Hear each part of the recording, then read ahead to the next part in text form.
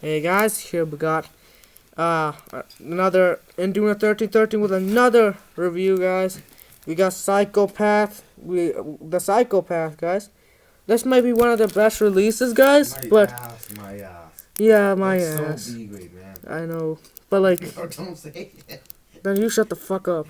Patrick Wymark, Margaret Johnstone. Shut the hell up, Alexander Knox. Says John Knox.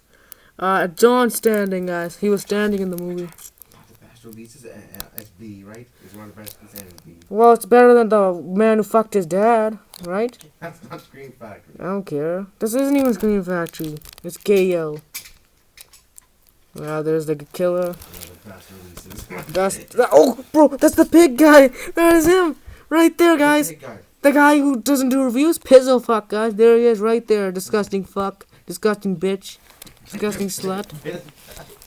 Please pause that storyboard. I don't know and I don't really give a shit. One of the best releases, right?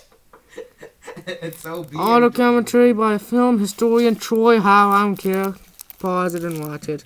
1966 color, 82 minutes, B grade. Yo, look over there. It says Ginger Dead Man is better than this movie, guys. He fucking wrote that there. And that's the Psychopath, guys. Now we're finally gonna unbox it. Bitch. Oh, guys. This is an exclusive tool. If you actually watch the man go by, this man watched trains go by 2 times, and you survived and made it through without your eyes being falling out, you get this exclusive shit pile. Assholes here. Guys, just unboxed it right now.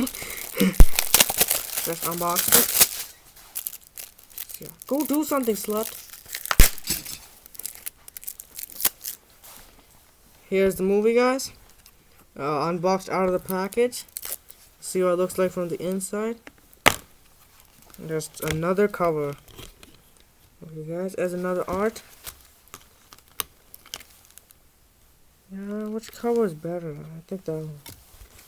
There's another alternative artwork. And comes with a book, and I hate peeping shit.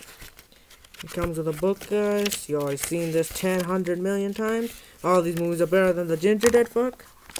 I'll give them that. And yeah, that's the Psychopath.